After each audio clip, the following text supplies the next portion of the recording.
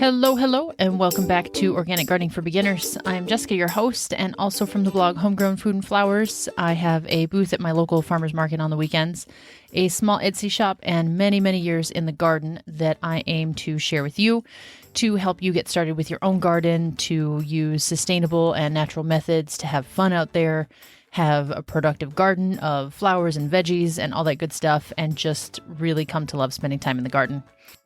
In this episode, we are talking about direct sowing versus starting seeds indoors, and a little bit of a rundown of what each method involves, what are some of the pros and cons of each one, and then I also have a short list, because it could become a very long list, of recommended flowers, veggies, and herbs for each type of seed starting, as well as a few where I would recommend that you skip sowing it altogether, whether indoors or out, and just go straight for a seedling because it will set you up for a much higher chance of success. Okie dokie, so let's start with direct sowing because that one's a little bit more straightforward. So direct sowing means planting straight into your prepared garden bed. So you get your packet of seeds, you go out to your garden bed, raised bed, container, hanging basket, whatever it is, and you put the seeds straight into the soil. And that's where they are going to live their whole life. There's no transplanting involved. There's no indoors, no lights, no nothing. It's just straight out into the garden. Some of the benefits of this are kind of like I just mentioned. There aren't any middle steps. You get your garden bed ready, you sow the seeds, and you keep them moist until they germinate and take care of them really very simply. That's really all there is to it. So you don't need any equipment beyond those basics, maybe a rake to get your garden ready, or the soil, or a shovel or a hose or watering can to keep everything well watered. Very minimal equipment. Now, some of the downsides of direct sowing are that you might have rougher soil that is either a little bit chunky, or there are maybe some rocks in there that isn't as friendly to a newly sprouting seed as a smoother or finer seed bed. If there are big sticks or pockets of air, that can really disturb the seed's germination process, and so that can be a hindrance. Additionally, you are totally at the mercy of the weather and soil temperature, which can obviously be unpredictable.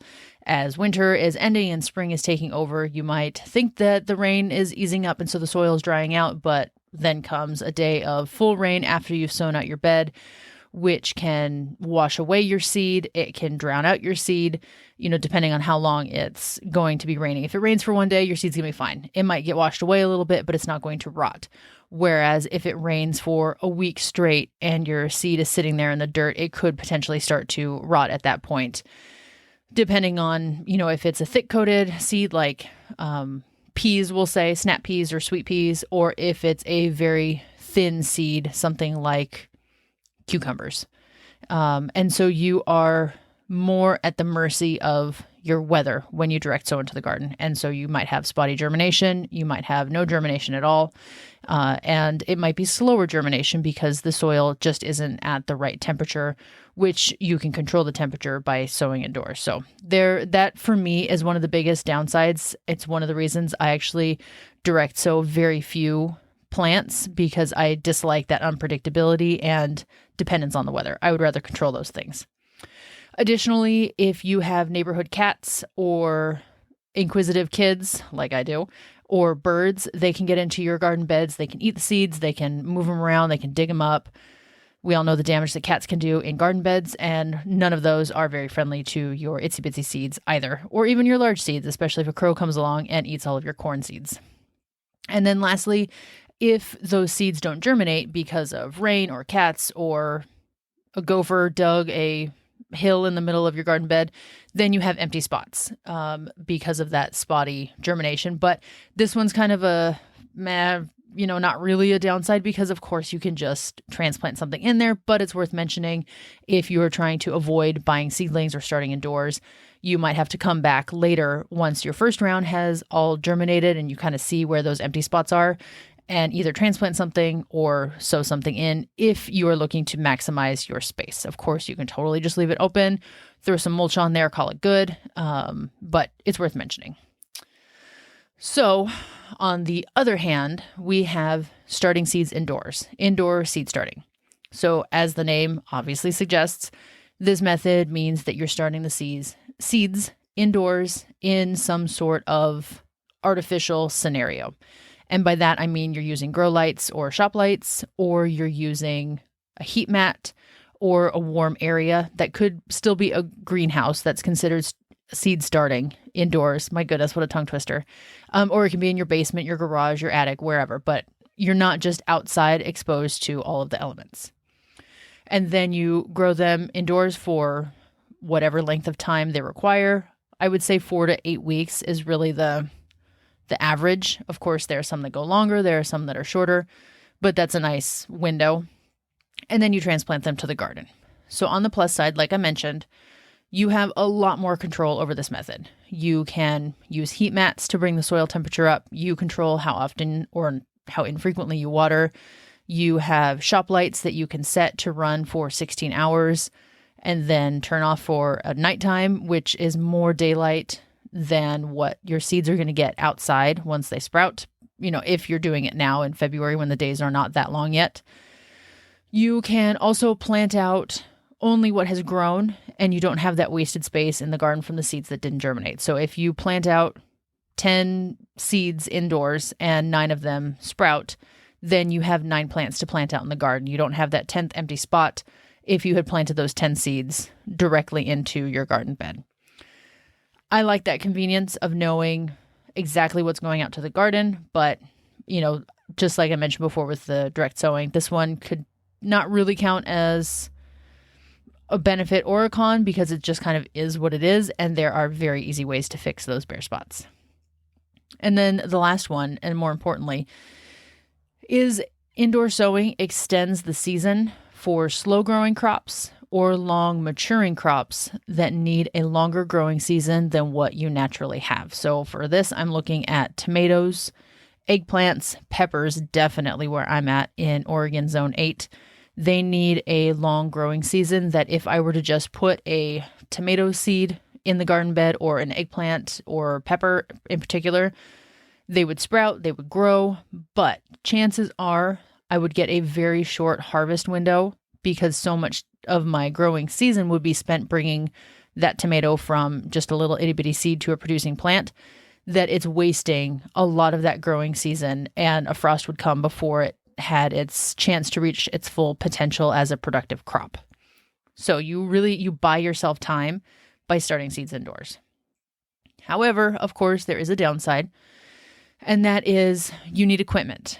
And this can be done very cheaply. I mentioned this back in I'll have to look it up really quickly. Episode 33, Thrifty Gardening, How to Grow on a Budget, where you don't have to go and buy all this fancy dancy equipment. Please don't feel like you have to go buy a grow light specifically with the full spectrum of light and all this nonsense. It's totally not true. All you need are basic shop lights from Home Depot or Lowe's or even Amazon, and it'll work totally fine. And so, but that's still an expense.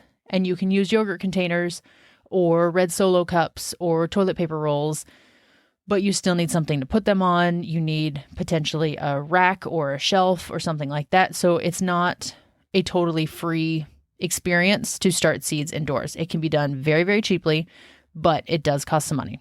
And I would be neglectful if I didn't mention that. Next up, for another con of starting seeds indoors, is along with that control of being able to, monitor your moisture and light and temperature and all that stuff, because you're in an artificial environment, you also need to monitor for things like fungus or mold or fungus gnats that are more likely to grow in that warm, moist, enclosed area, as opposed to outdoors where they've got the wind to blow them around, dry things off, birds to eat the bugs, all that stuff. So you might need to get a fan to circulate your air a little bit. You might need to get some yellow sticky traps to keep on top of the fungus gnats. And those are totally normal. Fungus gnats are not a big deal. It's not like, oh my gosh, I've got this dirty seed starting situation going on.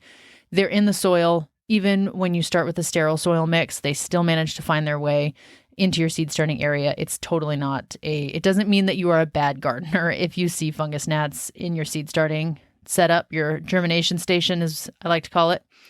It just kind of is one of those things. And lastly, you need space. Sorry, I had to look at my notes because I knew I had one last thing. You need space if you're in a super tight apartment or, your whole family's packed into a small house. We did that once, 4 people and 2 dogs in 800 square feet. It was something else, but there was nowhere to start seeds inside. And so if you are in an apartment, like I said, a crowded house or whatever, it is something that you need to make a little bit of space for. Of course, you can limit yourself to starting, say 1 flat of your super valuable seedlings like tomatoes and basil and peppers and get by with that. But again, just like the cost, it's worth mentioning because it's something you have to think about. So what should you choose? Of course, the answer here is it depends because it depends on, first of all, your preference. Some people swear up and down by direct sowing. They hate the steps of starting inside, hardening off, transplanting out. They would rather just put their seeds out in the garden, baby them out there, and what sprouts. And other people, like me, prefer to keep my seeds inside where I can monitor them more closely. I can see exactly what's germinating and either restart something if I really need it or just be aware that I'm going to be short on whatever I thought I would have and just plant all those out to the garden. It just depends on your style of gardening, the amount of space you have, the money you want to put into it. And you might even benefit from experimenting with both, either start 2 crops side by side, 1 indoors, 1 straight out in the garden, or, take half of your crops that you're going to grow and start half inside, half outside, and then kind of get a feel for each one. How often are you thinking to yourself, oh crap, I forgot to check on my seeds. Does that mean your seeds out in the garden or does that mean your seeds out in the garage? Or, man, this germination is really poor on whatever this crop is. Is that poor on your seeds inside or your seeds out in the garden? And if one method is going better for you than the other, then that can be a really good indication of what you should stick with going forward. And then you can always practice the other skill, of course. If your indoor seed starting is not going so well, then you can analyze it a little bit and see what do I need to fix. Maybe your setup is too cold or it's too humid or whatever the case is. And obviously don't take one-off events like the neighbor cat getting into your bed as, well, direct sowing didn't work for me, I'll never do it again. That's kind of outside of your control, unless it's your own cat, and then maybe you got to talk to it. And then it also will depend a little bit on what you're trying to grow. So let's pretend you want to grow your own salad bar, and you want lettuce and radish and carrots and cilantro and basil and all the things. For something like that, you could totally get away with direct sowing everything. I still, enjoy starting those inside, but they're going to be absolutely fine, especially something like a carrot. I would not personally start that indoors. I would put that out because it's a root vegetable. It develops a long taproot right from the get-go. And in cases like that, oftentimes the seedling doesn't appreciate being transplanted because you have to handle the roots and it goes through transplant shock where it just kind of stops growing for a week or 2, and then it will resume. So if you direct sow, you can totally avoid that, and it'll just germinate and grow in place. Likewise with lettuce, it does just fine direct sowing in the garden. However, if I were growing something like a salsa garden, where I knew I wanted tomatoes, tomatillos, peppers, some of these really long maturing, heat-loving crops, I would for sure be starting that indoors. Because a tomato takes months and months to grow and mature, and my growing season is not long enough to allow for that unless I start 8 to 10 weeks early indoors. So, depends a little bit on your preference, depends a little bit on what you're planning to grow. Once again, you can totally mix and match. Like I'm growing salad greens and radish. I'm certainly also growing peppers and tomatoes. My radish I'm going to sow straight outdoors because it's also a root crop, germinates so easily a kindergartner could do it, and there's no need to take up space or grow light or shop light space for something like a radish. Whereas that pepper, that tomato, I will definitely be starting those indoors. I actually just sowed my peppers like 2 days ago. Cannot wait. They are so slow to germinate, and so they need that extra time. They need the heat mat that they're sitting on. They need the light right away. And I am babying those little guys because I want them to produce really well for me. Whereas if I were to wait until May, When my risk of frost has passed, it would take a very long time for them to germinate. Chances of the soil drying out and then the seed drying out temporarily, because it just got warmer than I expected and I haven't watered yet, those chances are much higher as opposed to starting them now indoors where I can totally control them and keep an eye on them. I feel like I'm talking a mile a minute. Sorry about that, guys. Alrighty. So the last thing I want to leave you with is some crop recommendations for each method, because I've kind of hinted at this already. Some seeds prefer/need to be started indoors, and others prefer to be sown straight out in the garden with direct sowing. So one easy way I like to break this down without giving you a list of like 50 for each is really big seeds like beans, zucchini, nasturtium, sunflowers, corn. Those are all totally fine to direct sow out in the garden, and some even prefer it, such as, I mentioned this in a past episode, but peas, like sweet peas, snap peas, traditionally, it has been said that they prefer to avoid being transplanted because they don't like their long taproot being manhandled. I don't find this to be the case. I start my peas inside all the time. I started all my sweet peas, and they're sprouting, and they will transplant. But try it for yourself and see which method you prefer. And so on the flip side of that, really tiny seeds like snapdragon or basil, status, even yarrow, those ones can all benefit from starting indoors because they are so tiny. They are much more vulnerable to things like wind blowing them away, or the tiniest bit of dehydration in your soil can potentially mean that this itsy bitsy germinating seed will dry out, and then your itsy bitsy sprout will also dry out and die, and you cannot bring it back once it has been fried in the sun. You can bring back a wilted plant oftentimes, but if your seed has just cracked open and a tiny little sprout is coming out and it gets dried out, in my experience, you are toast and you have to start over because they just don't recover the way you would hope that they do. Also, of course, like I mentioned, is for plants like peppers, tomatoes, tomatillos, eggplants, those nightshade crops in particular that are almost tropical in the right climate and love to grow in the heat, need a really long season to grow and mature. Those ones are also, even when I lived in California, I still started my tomatoes and peppers indoors because it works so much better. It's a better use of your space. It's a better use of your time and your growing season. And I would recommend going that way. Although I did just think of a little caveat. You will sometimes see volunteer tomato plants. If you have a tomato that fell on the ground that you missed during your harvest, or it over matured and you just didn't pick it for whatever reason, it'll fall to the ground. Very frequently, you will see those tomato seeds sprout outside, and sometimes they will sprout at the right time to where you do actually get a harvest off of them. And sometimes they are the best tasting tomatoes, even better than the ones that you specifically planted. And I don't know if it's because they're a little bit neglected and less water means a more intense flavor, or if it's because they acclimated to the garden, last season. I don't know what it is, but sometimes they just taste so, so good. And so I will say in that case, you can direct sow a tomato. I just belied everything I just said, but volunteers are like that. They come up wherever they want. They usually thrive because nature said, hey, it's time to wake up. Let's go. So if you see a volunteer, leave it there, see what happens. You'll see this with tomatoes, with flowers like calendula, cosmos, sunflowers, certainly.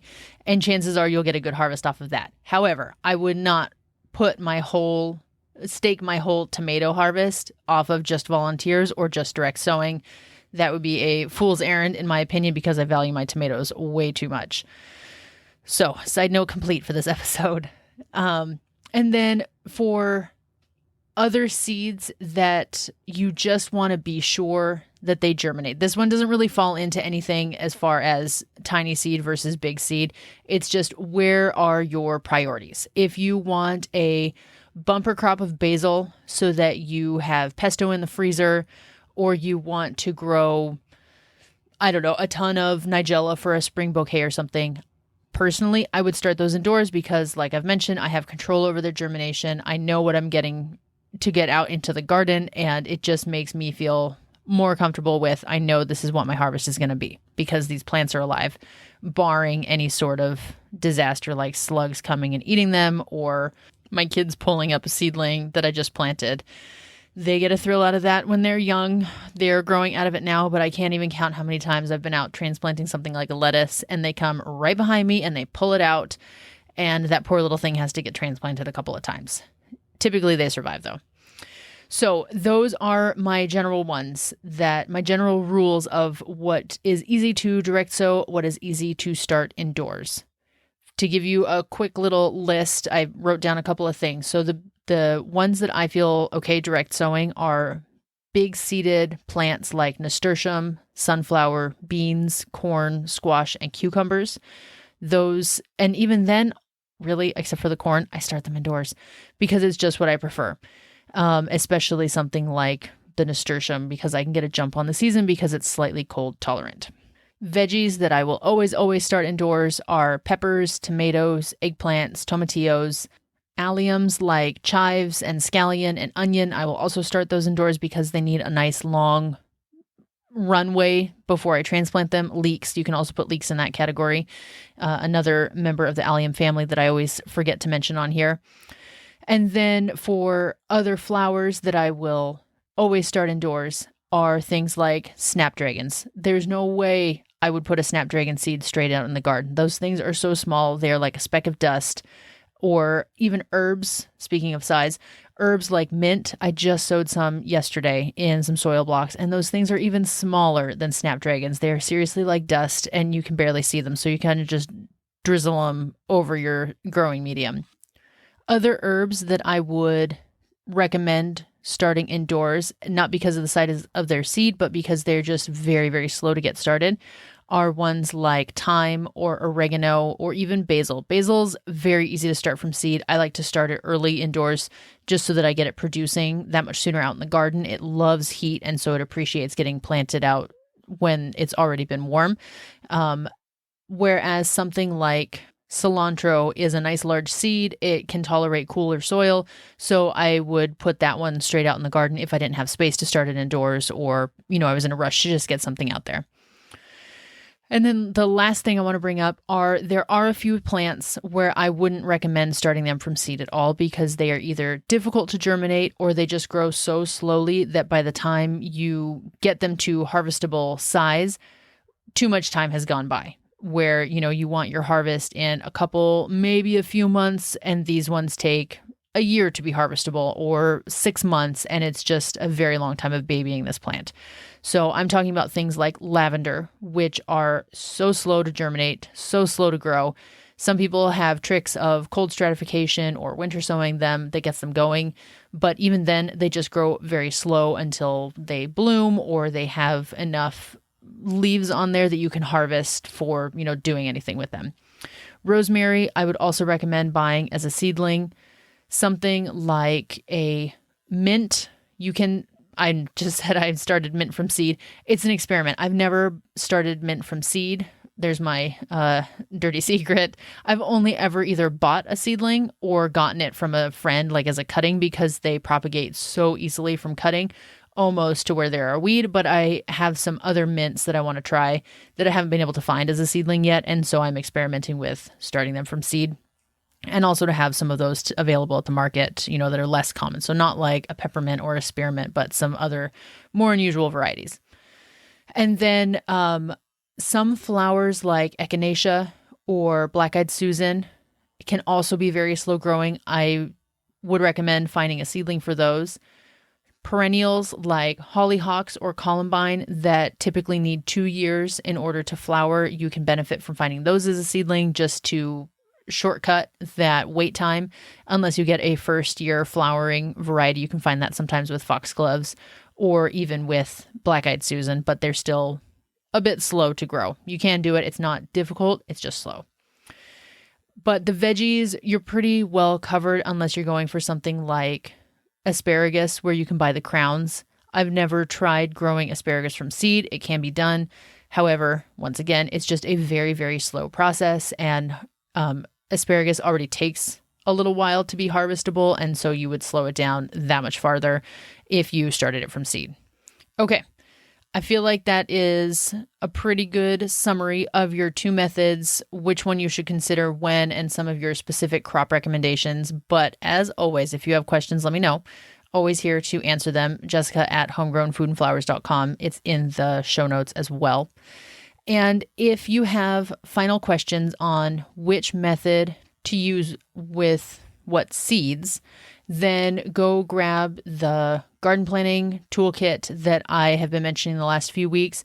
It has a planting calendar on there, and it specifically says direct sow, start indoors, or buy as a seedling for the very common crops, veggies, flowers, and herbs. So that can be a nice little cheat sheet as well to get you over the hump of figuring out what should I dedicate space to for my indoor setup, or what should I just chuck out into the garden and let it germinate there. Can be a very helpful guide in more ways than one. That's it for this week. I will talk to you in the next one. Bye.